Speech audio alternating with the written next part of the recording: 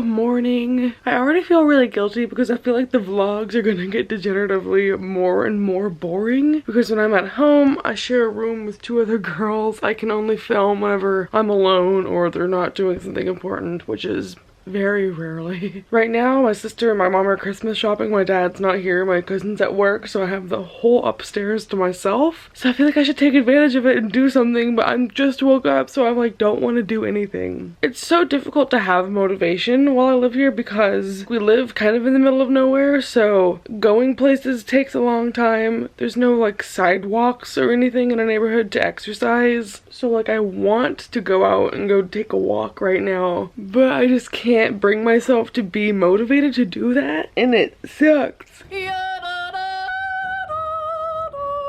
And this is the thing, is every single time I'm home and I'm here, I just lay in bed all day, every single day, because there's nothing else to do. Which sounds weird because we live on a farm and there's horses and stuff for me to go mess with, but at this point we have so many horses that like the arena that we used to have to ride them in is now being used as a pasture. So even if I wanted to go mess with my horses, there's a horse in every available place. And it's muddy too, and my boots are packed. I just want to complain this morning, apparently. I told myself I'd go for a walk after I checked my YouTube comments, but I just checked my YouTube comments and I don't want to go for a walk. I'm just already angry. I want to move back in where I was because I feel like I was doing good there and I was so independent, but now it's like, alright, does American Airlines hire me so I can move out? Update, I'm scrolling Tinder because I have no life. I told myself I wouldn't actively start looking for a boyfriend until I have a car, but you know, sometimes the hoe slips out. Why are there so many yeehaw gross dudes? I just want a nice boyfriend. Jason Momoa? Okay. After scrolling through Tinder and a lot of guys who I thought were really cute didn't swipe me back, I decided time to go for a walk. It's 50 degrees outside and I very well might die, but let's at least try to be healthy. I don't know. I need to get up and move. Let's go. Okay, wow. That's me. Hi, ponies!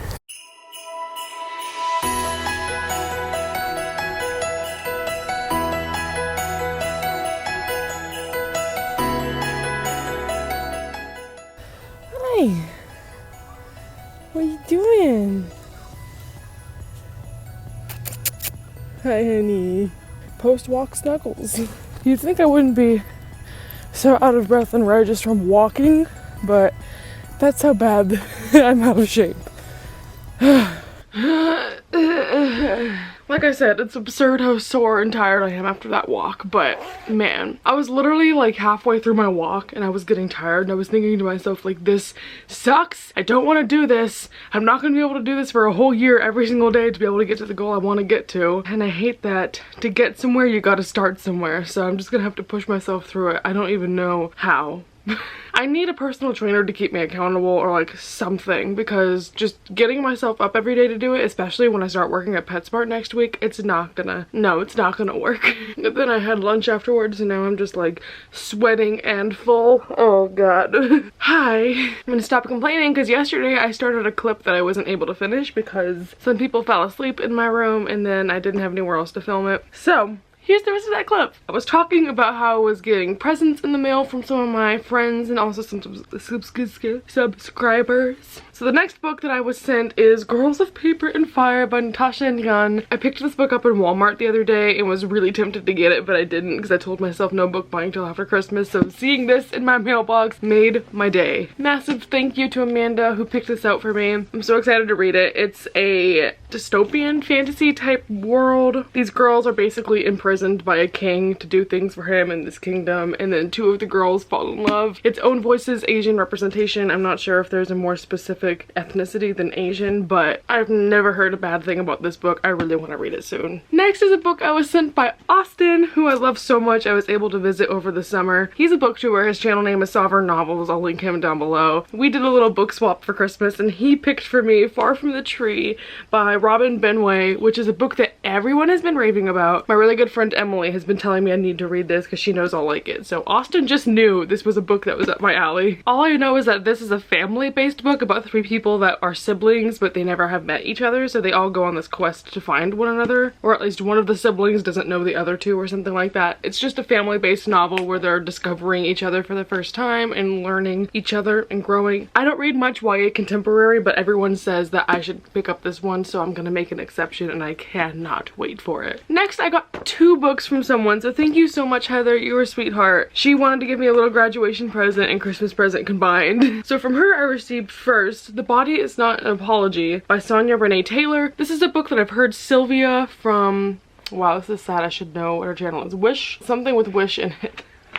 I'm the worst. I'll link her down below. Go follow her to make up for my not knowing her channel name. But she has read this before, but I saw it before she reviewed it. I don't know what led me into this. I think it's partially the cover and partially this is a book about body positivity, and I haven't read before a book about body positivity, especially from a woman of color. I'm just really interested to read this to feel better about myself. Not that I feel horrible about myself, but we all should feel better about ourselves sometimes. Love this cover art. Love this concept. Love this book. Love you, Heather. Thank you for sending it to me. And then she also got me Fence Volume 1 by C.S. Picot and Joanna the Mad and Joanna La Fuente. I know little to nothing about this series other than C.S. Picot is the author of The Captive Prince, which is a very controversial series, but I was a fan.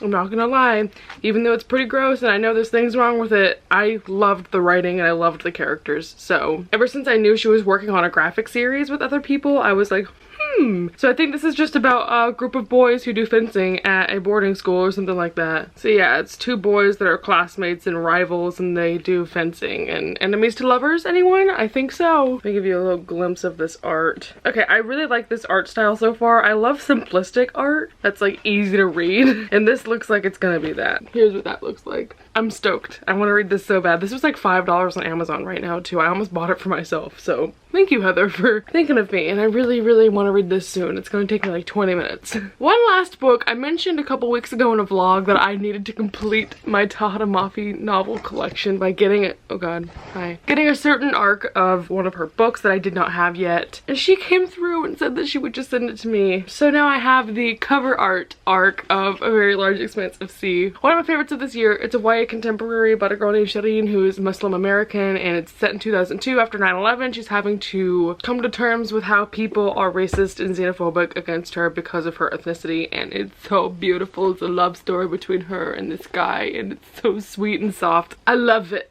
So this completes my Avlios collection. Thank you so much, Caitlin, for sending that to me. I'm now going to chug this water.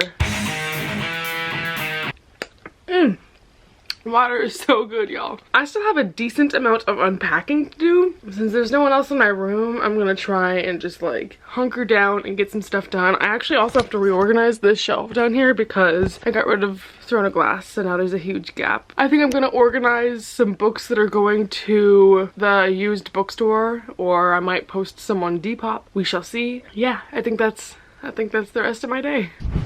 I am the dumbest of them all. If you ain't got one brain cell, then I don't mess with y'all. What time is it? Please don't be 6 o'clock. It's 6 o'clock. Well, I started cleaning my room. I got a little bit into it, and then I found a book on my dresser, and I was like, ooh, might start that. I made 86 pages into it, and then I fell asleep for 2 hours.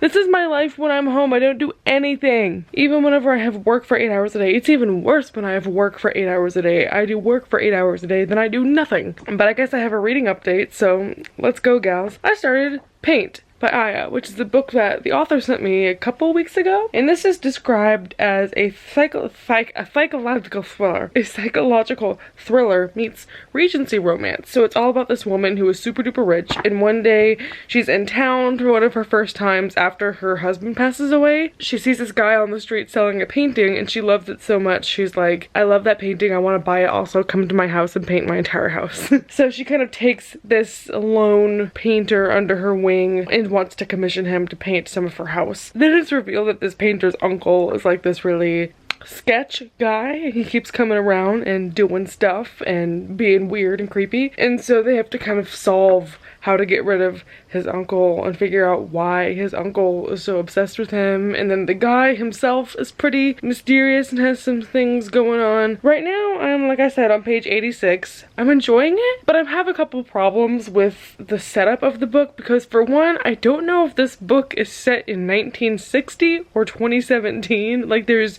no indication of what the time period is, so I'm winging it. And also the book is super short. Like, I'm halfway through and we've basically had a very quick setup to what's happening, and now I don't really know what's happening. So I'm really enjoying it. Obviously I read half of it in one sitting, and it's a pretty short book anyway. But the author sent this to me saying, hey, I know thriller isn't your thing, but I think you would like it. But she's so right, because this book talks a lot about like the tiny details, and I know I just did a video about soft boys, and like this book goes into detail about like what his hands look like and his paintings, and it is certified by Whitney as a soft boy. Maybe he's an axe murderer and we just don't know it yet, but so far so good. I don't know, I just got to a scene where they're confronting the uncle, then I was like, nap time. So I'm gonna get back to reading it. My mom's making dinner right now.